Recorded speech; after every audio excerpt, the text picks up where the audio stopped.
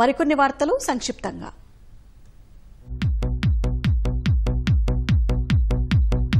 Anakapalli MP CM Ramesh చర్యలతో వైఎస్సార్ జిల్లా జమ్మలమడుగులోని పేకాట క్లబ్ నిర్వాహకులు దుకాణం సర్దేశారు. క్లబ్ ని మూసివేయాలని ఎంపీ అధికారులకు రాసిన లేఖలు సామాజిక మాధ్యమాల వైరల్ కావడంతో నిర్వాహకులే మూసేసి వెళ్లిపోయారు.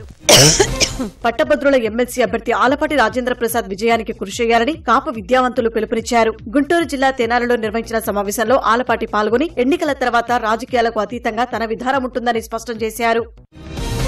మెకానిక్ల సమస్య పరిష్కారానికి కూటమి ప్రభుత్వం కృషి చేస్తోందని గుడివాడ ఎమ్మెల్యే వెనిగండ్ల రాము అన్నారు. విజయవాడ జింఖానా మైదానంలో నిర్వహించిన AP two wheeler welfare association రాష్ట కార్యవర్గ సమావేశంలో ఆయన పాల్గొన్నారు. నంద్యాల జిల్లా డోన్లో క్రికెట్, బ్యాడ్మింటన్, షటిల్, కబడ్డీ కోర్టులను ఎమ్మెల్యే కోట్ల సూర్యప్రకాష్ రెడ్డి ప్రారంభించారు. గ్రామీణ క్రీడాకారులను వెలికితీసేందుకు కూటమి ప్రభుత్వం ముందుంటుందని కోట్ల తెలిపారు. కాకినాడ విజయవాడ సెక్షన్లో విజయవాడ రైల్వే డీఆర్ఎం తనిఖీ నిర్వహించారు. విజయవాడ విశాఖ మెయిన్ లైన్లో ఆటోమేటిక్ బ్లాక్ సిగ్నలింగ్ పనులను సకాలంలో పూర్తి చేయాలని అధికారులను ఆదేశించారు. వైఎస్సార్ జిల్లా వేముల మండలం కేకే కొట్టాలలో దారుణం జరిగింది. పశువులు మేపేందుకు వెళ్లిన పద్మావతి అనే మహిళను గుర్తు తెలియని వ్యక్తులు బండరాలతో మోదీ హత్య చేశారు.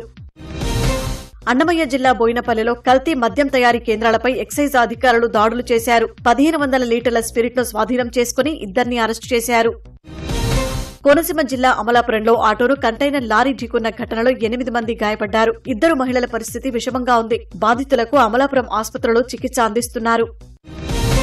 అనంతపురం జిల్లా సింగనమల పోలీసులు 108 సిబ్బంది మానవత్వం చాటుకున్నారు. ఋషింగమయ్య గుడికొండను ఎక్కుతూ గుండెపోటుతో మృతి చెందిన వృద్ధుణ్ణి స్ట్రెచ్చర్పై 4 కిలోమీటర్లు మోసుకుంటూ నడక మార్గంలో కిందకు తీసుకొచ్చారు. నంద్యాలలో 5 రోజుల పాటు జరిగిన 28వ జాతీయ స్థాయి జూనియర్ సెపక్ తక్రా పోటీలు ఘనంగా ముగిశాయి. విజేతలకు జిల్లా తెలుగుదేశం కార్యదర్శి ఫిరోజ్ బహుమతులు అందజేశారు. పల్నాడు జిల్లా క్రోసూరులో ఉద్రిక్తత నెలకొంది. వెంకటేశ్వర స్వామి విగ్రహం నామాలను ధ్వంసం చేసిన ఘటనలో గ్రామానికి చెందిన నాగరాజును పోలీసులు అదుపులోకి తీసుకున్నారు. నాగరాజును విడిచిపెట్టాలంటూ అతని బంధువులు రోడ్డుపై బైఠాయించారు. కృష్ణా జిల్లా మోపిదేవి శ్రీవల్లి దేవసేన సమేత సుబ్రహ్మణ్యేశ్వర స్వామి వార్షిక బ్రహ్మోత్సవాలు వైభవంగా ప్రారంభమయ్యాయి. తొలి రోజు స్వామివారిని పెళ్లి కుమారుడిని చేశారు. ఇవాళ రాత్రి కళ్యాణం తర్వాత గ్రామోత్సవం నిర్వహిస్తారు.